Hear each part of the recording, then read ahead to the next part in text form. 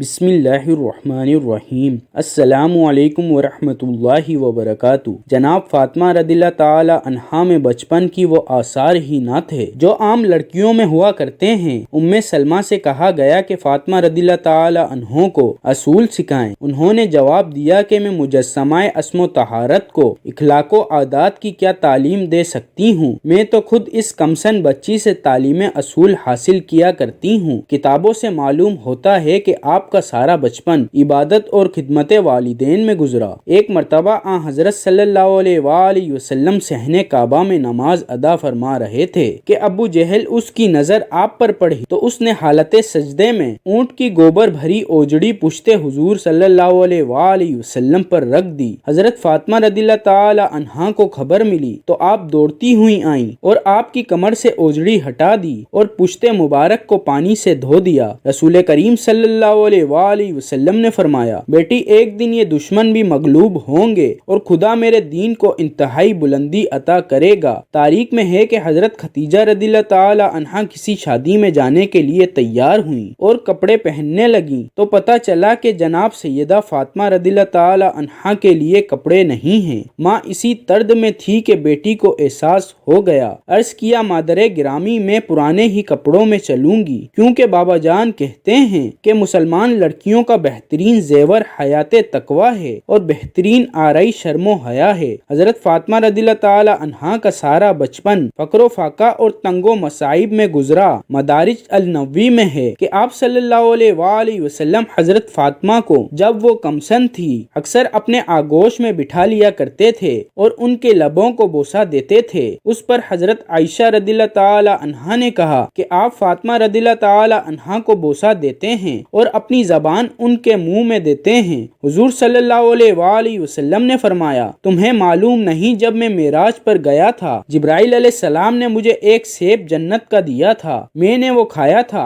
اور اس سے فاطمہ کا نقطہ وجود قائم ہوا تھا۔ اے عائشہ، جب میں جنت کا مشتاق ہوتا ہوں تو فاطمہ رضی اللہ تعالی عنہا کی خوشبو سونگھتا ہوں اور فاطمہ کے لعاب دہن سے میں وہ جنت کا لطف اٹھاتا ہوں۔ آپ کی والدہ جناب خدیجۃ الکبریٰ رضی اللہ تعالی عنہا تھی۔ حضرت فاطمہ کو 5 سال ماں کے آغوش میں تربیت نصیب رہی۔ جناب حضرت خدیجہ رضی اللہ تعالی عنہا کی علالت سے جناب سیدہ رضی اللہ تعالی عنہا کو بے حد رنج ہوا۔ آپ رضی اللہ تعالی عنہا ان کی تیمارداری میں شب و روز لگی رہتی تھیں۔ ان کے چہرے پر نظر جمائے انہی کو دیکھا کرتی تھیں۔ ماں کا چہرہ بحال دیکھا تو خوش ہو گئیں، ماں کی شکل پر مدح دیکھی تو نجیدہ ہو گئیں۔ یہی طرز عمل رہا کہ ایک دن حضرت خدیجہ نے رونے کا انداز کچھ نرالا ہے۔ فرمایا، بیٹی میں تجھ سے رخصت ہو رہی ہوں، افسوس تجھے دلہن بنتے نہ دیکھ سکی۔ ماں بیٹی میں المناک گفتگو جاری تھی کہ ماتھے پر موت کا پسینہ آ گیا اور حضرت خدیجہ رضی اللہ تعالی عنہا 10 رمضان 10 بعشت نبوی کو انتقال فرما گئیں۔ موت کے وقت آپ کی عمر 65 سال تھی۔ آپ کو ہجوم میں دفن کیا گیا۔ حضرت خدیجہ رضی اللہ تعالی عنہا کے انتقال سے حضرت فاطمہ زہرا رضی اللہ تعالی عنہا کو انتہائی رنج پہنچا اور آپ سے زیادہ سرور کائنات کو صدمہ ہوا۔ اسی وجہ سے آپ نے اس سال کو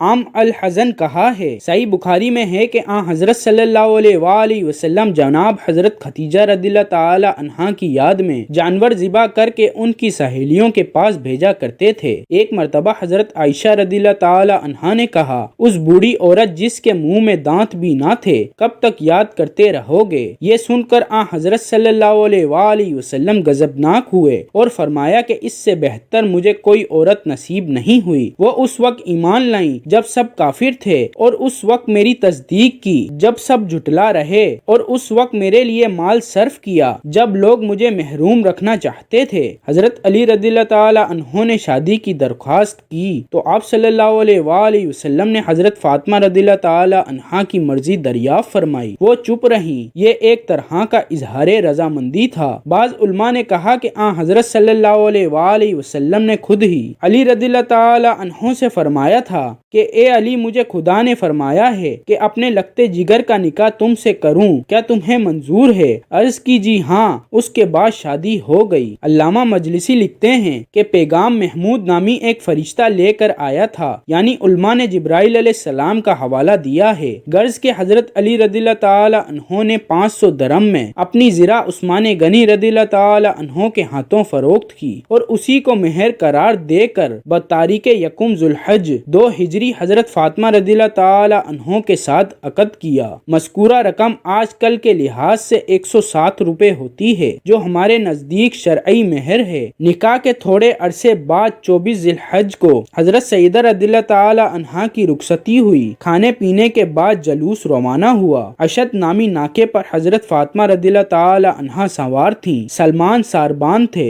ازواج رسول ناکے کے آگے آگے تھیں۔ بنی ہاشم ننگی تلواریں لے کر جلوس میں تھے۔ مسجد کا طواف کرایا اور علی رضی اللہ تعالی عنہ کے گھر فاطمہ رضی اللہ تعالی عنہ کو اتار دیا۔ اس کے بعد حضرت صلی اللہ علیہ وآلہ وسلم نے حضرت فاطمہ رضی اللہ تعالی عنہا سے ایک برتن میں پانی منگوایا، کچھ دعائیں دم کی اور حضرت فاطمہ رضی اللہ تعالی عنہا اور حضرت علی رضی اللہ تعالی عنہا کے سر، سینے اور بازو پر چھڑکا اور بارگاہ الہی میں دعا کی، الہی انہیں اور ان کی اولاد کو شیطان سے تیری پناہ میں دیتا ہوں۔ اس کے بعد حضرت فاطمہ رضی اللہ تعالی عنہا سے کہا، دیکھو علی سے بے جا سوال نہ کرنا، یہ دنیا میں سب سے اعلیٰ اور افضل ہے لیکن دولت مند نہیں ہے۔ اور علی رضی اللہ تعالی عنہا سے کہا کہ یہ میرے جگر کا ٹکڑا ہے، کوئی ایسی بات نہ کرنا کہ اس سے ملال ہو۔ حضرت فاطمہ رضی اللہ تعالی عنہا کے ساتھ جس وقت حضرت علی رضی اللہ تعالی عنہا کی شادی ہوئی، ان کے گھر میں ایک چمڑا تھا،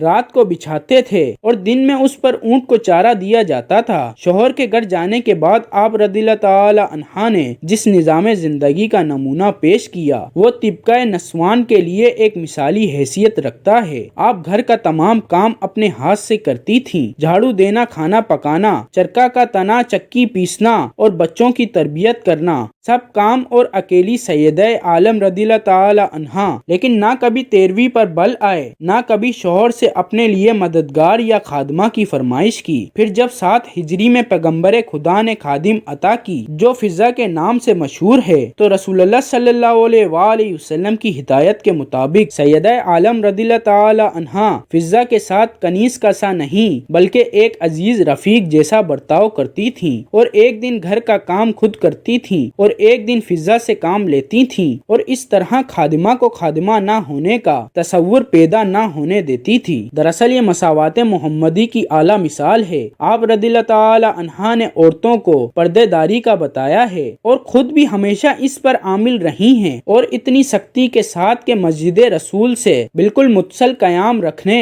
اور مسجد کے اندر گھر کا دروازہ ہونے کے باوجود کبھی اپنے والد بزرگوار کے پیچھے نماز جماعت میں شرکت کے لیے مسجد میں تشریف نہ لائیں۔ ایک مرتبہ آپ صلی اللہ علیہ وآلہ وسلم نے منبر پر یہ سوال پیش فرما دیا کہ عورت کے لیے سب سے بہتر کیا چیز ہے؟ یہ بات سیدہ تک پہنچی۔ آپ نے جواب دیا کہ عورت کے لیے سب سے بہتر یہ بات ہے کہ نہ اس کی نظر کسی غیر مرد پر پڑے اور نہ کسی غیر مرد کی نظر اس پر پڑے۔ رسول اللہ صلی اللہ علیہ وآلہ وسلم کے سامنے یہ جواب پیش ہوا تو آپ نے فرمایا، کیوں نہ ہو، فاطمہ میرا ہی ایک جزو ہے۔ اسلام کے قدیم مورخ ابن قتیبہ کا بیان ہے کہ حضرت فاطمہ رضی اللہ تعالی عنہا حضرت محمد صلی اللہ علیہ وآلہ وسلم کی وفات کے بعد صرف 75 دن زندہ رہ کر انتقال فرما گئیں۔ آپ کے واقعہ وفات کے متعلق حضرت ابن عباس صحابی رسول کا بیان ہے کہ جب فاطمہ الزہرا رضی اللہ تعالی عنہا کا وقت قریب آیا تو بخار آیا اور نہ ہی درد سر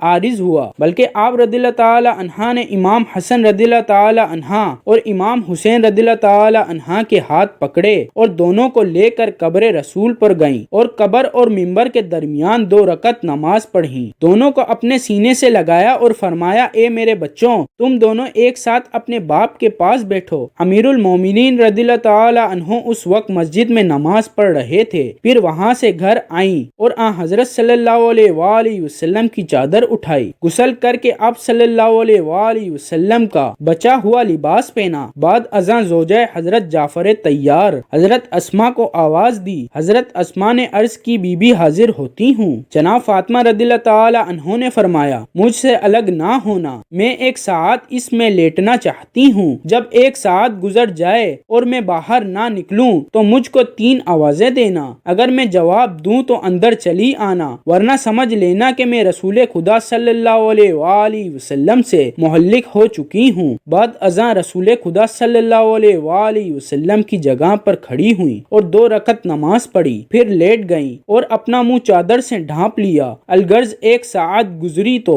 حضرت اسما نے سیدہ کو آواز دی، اے حسن و حسین کی والدہ، اے رسول خدا صلی اللہ علیہ وآلہ وسلم کی دختر، مگر کچھ جواب نہ ملا۔ تب اسما اس حجرے میں داخل ہوئیں، کیا دیکھتی ہیں کہ آپ رضی اللہ تعالی عنہ رحلت فرما چکی ہیں۔ اسما گھر سے باہر نکل پڑی، حسن و حسین رضی اللہ تعالی عنہ آ پہنچے، پوچھا اماں اسما ہماری اماں کہاں ہیں؟ عرض کی حجرے میں ہیں۔ شہزادے حجرے میں پہنچے تو دیکھا کہ مادر گرامی انتقال فرما چکی ہیں۔ شہزادے روتے پیٹتے مسجد میں پہنچے، حضرت علی رضی اللہ تعالی عنہ کو خبر دی۔ آپ رضی اللہ تعالی عنہ صدمے سے بے حال ہو گئے، پھر وہاں سے بے حال پریشان گھر پہنچے، دیکھا کہ اسما سرہانے بیٹھی رو رہی ہیں۔ آپ رضی اللہ تعالی عنہ نے چہرہ انور کھولا، سرہانے ایک رکا ملا جس میں شہادتیں کی وصیت پر عمل کا حوالہ تھا اور تاکید کی تھی کہ مجھے اپنے ہاتھوں سے غسل دینا، حنوط کرنا، کفن پہنانا، رات کے وقت دفن کرنا۔ اس میں یہ بھی لکھا تھا